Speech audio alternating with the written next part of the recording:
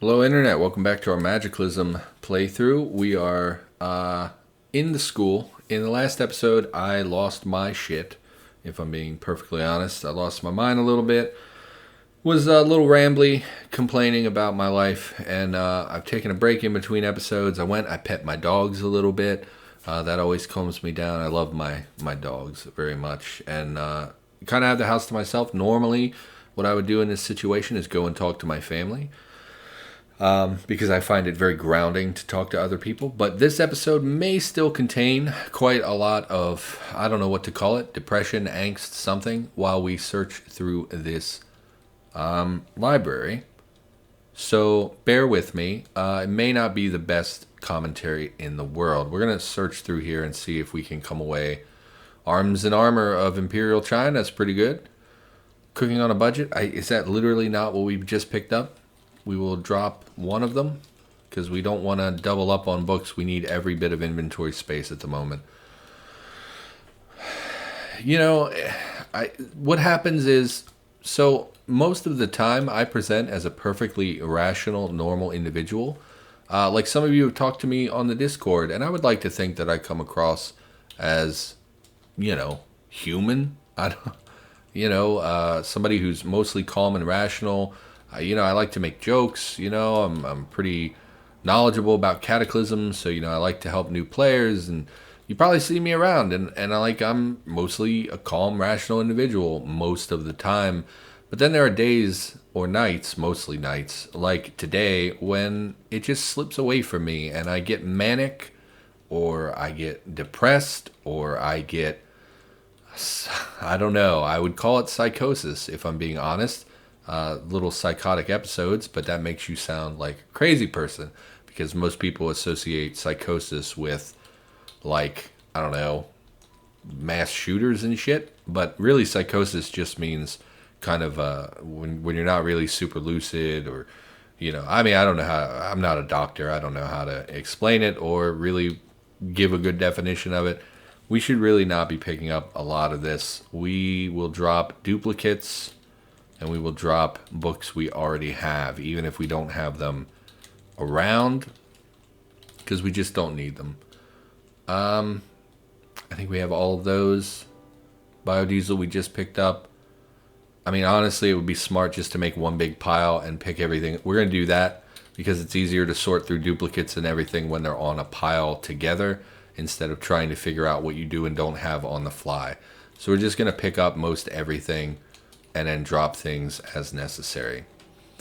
Yeah, I've calmed down. I talked about seeing other people happy kind of hurts, which is completely true, but it's not as bad maybe as I make it sound. We started with that book. We don't need that book. It's just sometimes, like being unhappy for literally my entire life has been... It's just difficult. There are times when you get used to it, and depression and the darkness seems almost comforting.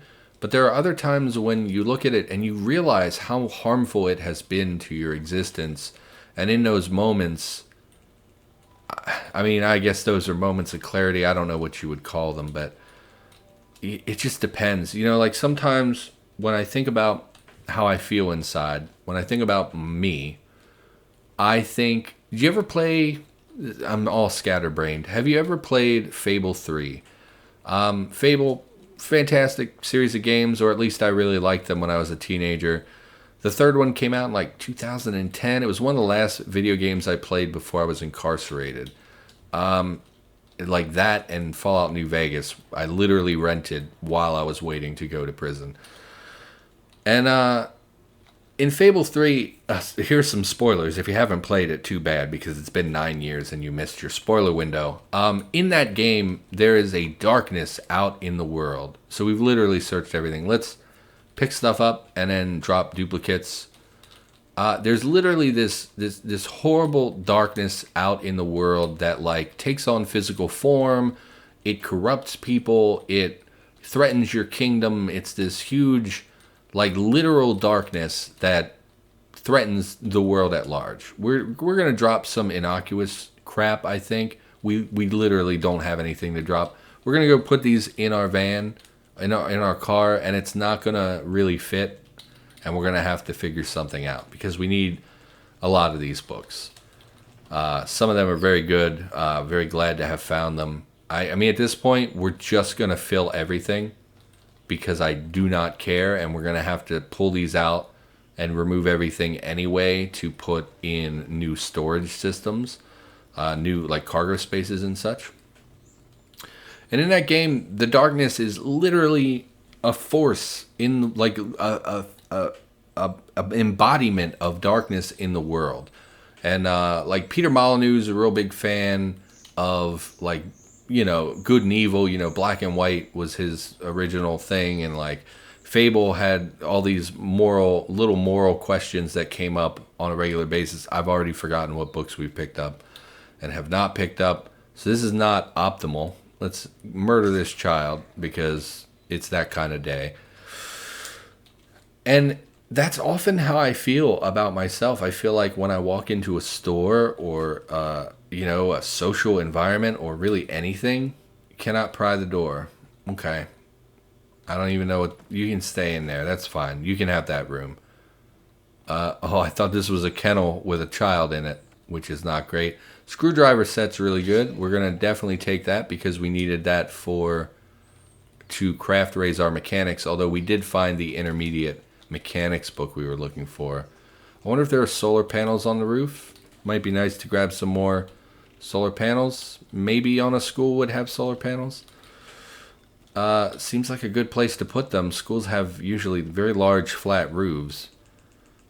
And that's often how I feel. I feel like it literally radiates out from me. Do not walk off the ledge.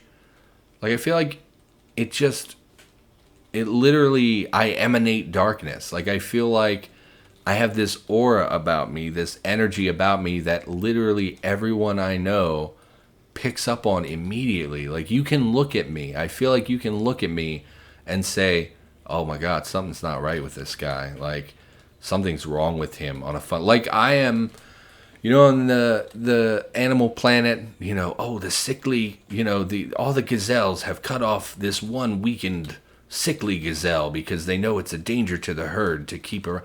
And it's like, that's how I feel. I feel like I'm, you know, this wounded, sick gazelle that every other, you know, animal in the herd looks at me and is like, screw that guy. Like, we have to leave him behind for the betterment of the species. We can't just, survival of the fittest, blah, blah, etc. And I feel like I'm just so alienated from humanity. I often don't feel human. I feel like there's just something so fundamentally wrong with me that everyone knows. Everything I do is tinged with my sorrow and soul-crushing, soul-rending depression just has ruined me. And see, but now I'm focusing all on the negative. One of the important things about therapy, okay, headphones. One of the important things about therapy is kind of learning to redirect your thoughts, and I'm not doing any of that. It's very hard when I'm actually talking out loud to stop and breathe and think, okay, you feel this way, but this is not the truth. This is not the way things really are. This is your perception that is being affected by your mental illness and your lifetime of unfortunate events. Like, you know, I often get real down about like the childhood abuse and stuff. Obviously, I didn't do that. Like, you know, sometimes I feel like, yeah, but I was a bad kid. I deserved it. But that's not true. That's something that all that hurt and stuff from my childhood has taught me to think that. But that's not really what it's like. I didn't do anything to deserve a guy, you know, beating me with pipes. That has nothing to do with anything I did as a child. That's one sick individual who hurt a kid, you know. That's not my fault.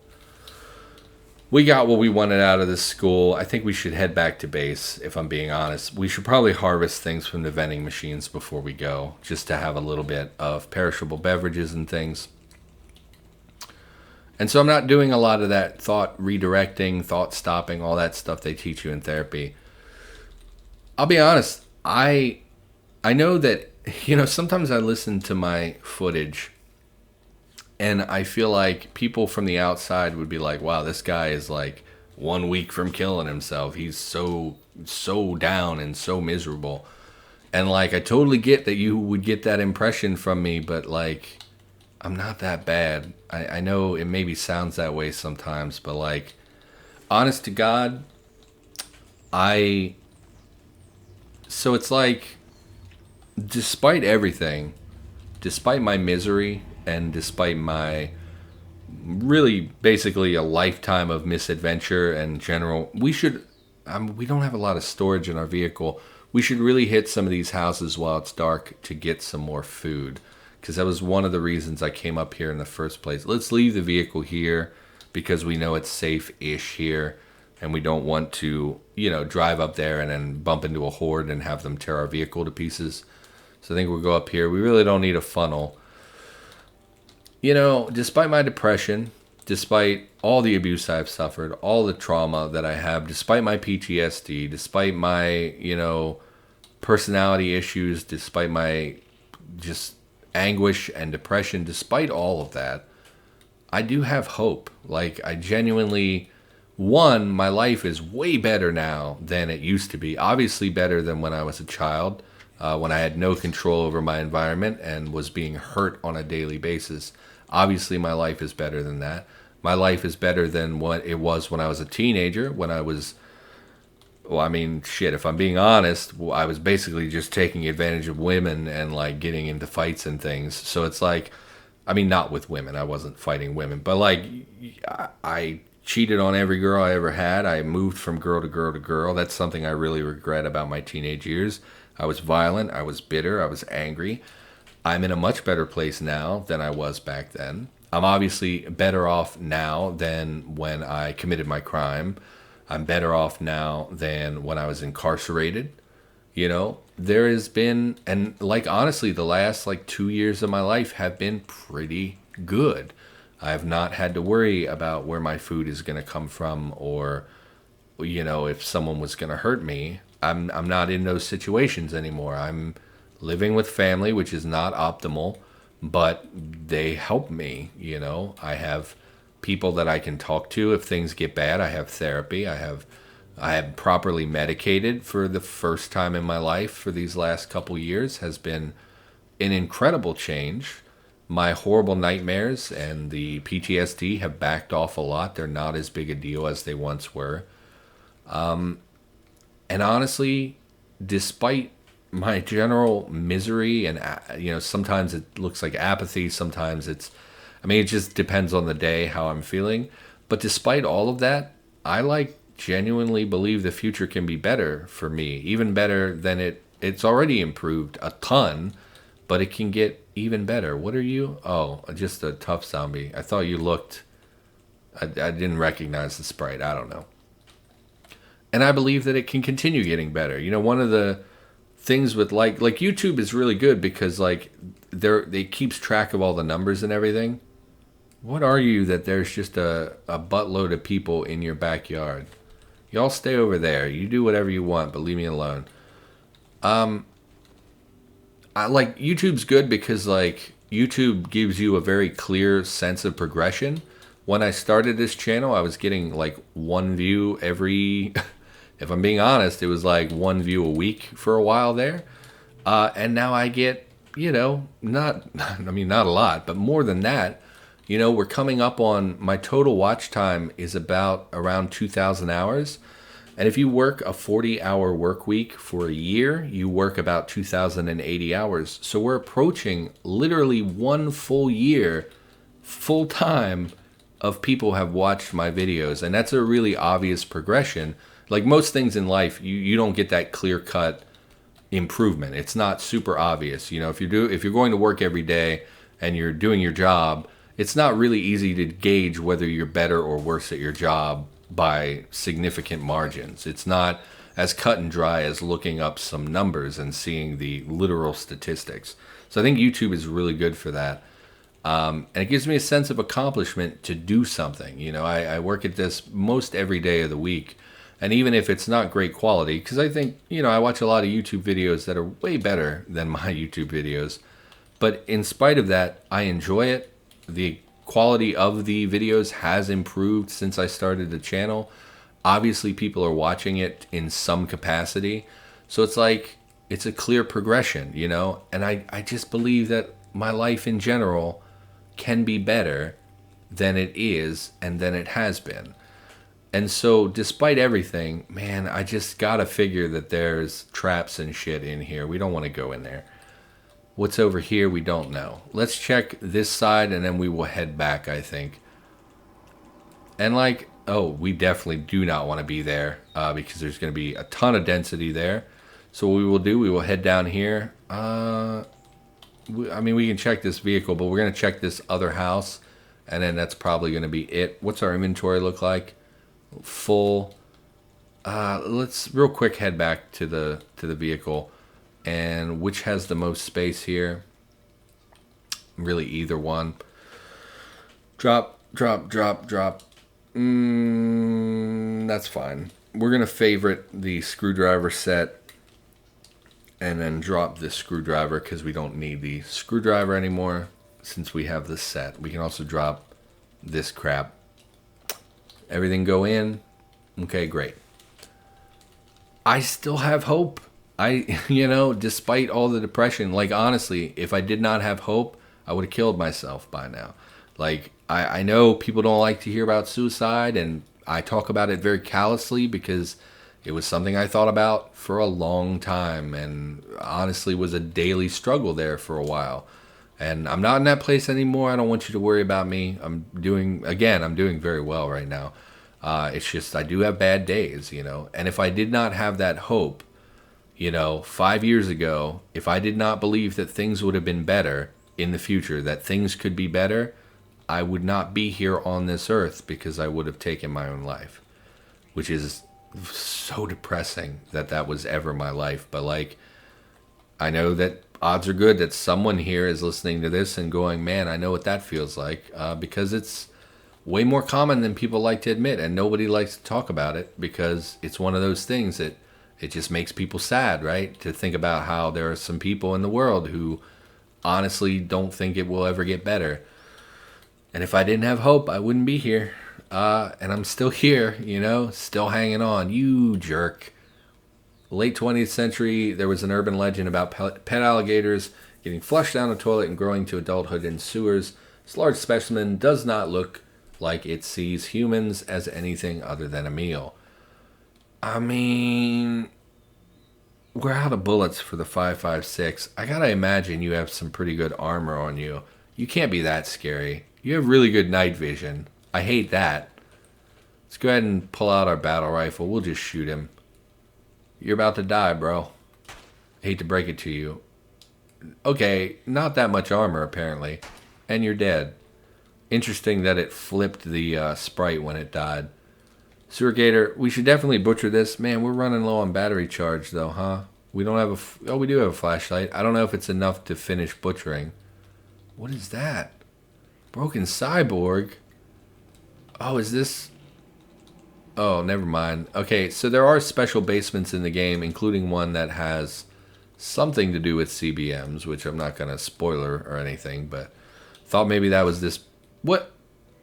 And a snake? What are you people keeping in this house? Soap bar. I guess it was a reptile guy. He has a snake and alligator. We definitely should harvest for meat. Let's check the... Do we have this? Let's check the books. I'm pretty sure we had like 6 of those in the school, so we don't need that. Definitely picked up a ham radio illustrated. These mirrors don't let me see the wall, which really bothers me and makes me think of secrets. So we're going to check. Okay, nothing. What is this? I wonder if you can disassemble these for materials. Definitely want to butcher the corpse. It's a big alligator, right? We can't just take it with us. Yeah, 200 plus pounds. Okay, let's turn off our goggles, take off our goggles, activate. No, take off your sheath. No, wear the sheath, take off the goggles, activate the flashlight, butcher the giant gator for meats, delicious meats, and chunks of fat. Oh, and organs because it was a large, or maybe, I don't know if the organs are because we have good survival / 1st aid, or if it's just because it was a large creature. Really don't want to take the organs with us. The 14 meat will last us for a while, and we have so much fat already. We really don't want to keep eating cracklins. We'll take the fat, I guess. And we should really maybe take an organ or two. It would have the same spoilage timer as the meat, and we would prioritize eating the meat, I think. Let's take... I don't want to deal with fried brains because I had a bad experience. Let's just take the sweetbread. Sure. And a liver. Delicious. Turn off. Flashlight. Activate. No. Why did I take off the goggles instead of just turning them off? Turn them on. Oh. Furnace? Okay. Clean water. We're slaked though. Oh, and I didn't even clear out. I said I was going back in to get the vending machines, and then I never did I? Okay, well, whatever. We're going to be heading back, I think, unless this is a house next door. It's unexplored. Okay, let's peek next door. Let's go back to the machete, which is damaged now. Okay, a horde up there. I'd rather just leave. Let's just leave. We'll head back to base. I still have hope, you know? Maybe I shouldn't. You know, maybe, I don't know, maybe I'm an idiot for thinking things are good. Probably not, though. Like, people have hope. That's one of the great things about being a human is that your life is a constant progression. Like, you as an individual are a culmination of every thought, feeling, and experience that you've ever had. Every conversation you've ever had with anybody. You're a culmination of all the people that you've known in your life. You're kind of a big deal, you know. Humans we're special, man. I don't know, like, you know. And one of the good things about human beings is that we're resilient, you know. I mean, sometimes I think about the things that I've been through in my life, the stuff I went through when I was a kid, and it's like the fact that I survived that is a fucking miracle. And it's like, sometimes I think about that. Sometimes I don't. Sometimes I think like really negative thoughts. But other times I think like, man, the fact that I came through that, I can do anything. Like, this is kind of what the thought redirection stuff would be. It's kind of going from that, you know, when you're sad and when things are bad, you have a tendency to focus on the sad and the bad because, again, we're humans and that's kind of what we do a little bit. But you know, it snowballs on you, right? You start being sad, and then maybe you turn on the sad music, and you know, gripe to a friend, and your friend is also sad, so like you commiserate together. And then a week later, you're still sad and miserable, and you're like, why am I so sad? Well, dude, you've embraced it at this point. You've been, you know, listening to sad music and being with your friend who is also miserable. We actually really should not navigate this town in the dark, especially because we've forgotten tiles. So I think what we will do is stop at this place, which was our temporary base when we were nearly killed in one of the first couple episodes. I think we will cook some meat. There's not going to be a pot here. That's okay. We don't need a pot to cook meat. We dropped the meat? I didn't mean to drop the meat. Let's grab meat, and let's pick up the... I don't remember what the other food was. Well, it'll be color-coded. Oh, it's all color-coded. We need to pick up sweetbread and liver. And let's grab some beverages. Fruit juice, great. And a book to read. Man, okay, sorry. A book to read to kill time in the dark. Why are there only 3 books? Oh, in the other pile, I guess. Let's grab that first aid book. Big book of first aid, and we will also grab... I mean, what else do we want to raise? Just in case that book isn't what I think it is, and we can't read it. I mean, we'll grab some of the armor books just to see what's in them. And probably nothing else. We'll grab the cookbooks. So we should have plenty to do until the sun comes up. We'll probably end up sleeping here. Although I don't really want to. That's right, we moved down here because the window was broken. Did we leave any firewood? There's no marked... Oh, yes, there is. No, it's not marked as a firewood source. Whatever, let's pick up splintered wood, drop it over here. Yeah, and you tend to dwell, right? You dwell on things, and then, you're miserable and it doesn't go away, and you're like angry, like, why am I so miserable? It's like, well, you're kind of keeping yourself there. And the way to not do that is to redirect instead of thinking about, apparently this meat is still good, which is hilarious, including partially cooked meat. Okay, which we will. I thought food progressed even if it was outside of the bubble, if it has already been generated, but I guess that's not true. We will activate the in progress cooked meat. Actually, no. We will first mark the firewood source, because otherwise the fire will go out and it'll just irritate me. And then we will activate the food. No. Partially cooked meat. Yes. And so that's kind of what I'm trying to do in this episode is, okay, instead of focusing on how sad and miserable you are, and instead of talking about all your terrible experiences, why don't we talk about some of the good stuff, like the progress I've actually made in my life.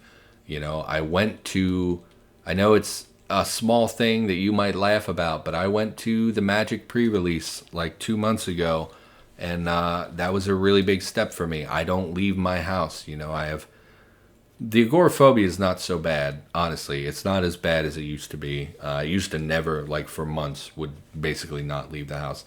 I don't do that anymore. I do go out. I try to make conversation if I'm in a store with a cashier. Normally I just look angry and everyone leaves me alone. But I've been trying to actually reach out and interact with other human beings, which is, again, kind of a big step for me. Maybe it sounds dumb to you, but like, that's what I got to do to be better, and that's important to me. Doing YouTube, which was a big step. I keep busy almost every day of the week now. I have stuff to do, which also makes life easier, because like a while back, I literally did nothing all day every day for like 10 hours a day. I would watch television and sit around doing nothing. I would write and stuff, but like that's all I would do. And now I actually work on YouTube, which I find to be productive. I think is a productive use of my time. And, I actually go places and I'm trying new things and I do interact with people. And, all that stuff is progress that if you'd asked me a year ago, I would have laughed in your face and said, no. You think I'm going to go to a Magic pre-release, be surrounded by a bunch of strangers, have everybody looking at me the whole time, making me feel uncomfortable, and then no one's going to talk to me, and then I'm just going to be the dark weirdo in the corner that's not talking to anyone, and I'm probably going to go, and they're all going to be like middle schoolers, and it's going to freak me out because I don't like kids, and I don't want to be around kids. That's the kind of stuff I would go through literally every minute of every day, and yet I did go to pre-release, and it wasn't great, but I was fine, and I didn't freak out, and nobody was, mean to me, and it wasn't exactly what I thought it would be, but I put myself out there and I tried, and that's like, for someone with crippling depression and fear and anxiety and all that crap, that's a big step, and like, I was really proud of myself that I went, and I handled it great. Like I said, I went, it wasn't what I thought it would be, but instead of reinforcing all that negativity, instead of saying, oh, I was right, it was miserable, instead of that, I came away with like, okay, well, it wasn't really what I expected, but there are some things we could maybe do for next time that we go that will make it a little bit more of what I want. So it's like it's baby steps, man. Life is baby steps. Nobody does anything at once. It's always little steps towards something. So I'm getting better is my point, and maybe that doesn't always show in my commentary. I know I tend towards the negative, but I'm doing pretty good, and I shouldn't get so down. We're going to cook some more meat, and I think we will call the episode here. For now, thank you for watching. I hope you enjoyed the episode. I, of course, will be back with more Cataclysm content in the near future, and I will see you in the next episode. I'm just going to finish cooking, and then that's it. So thanks for watching. See you next time.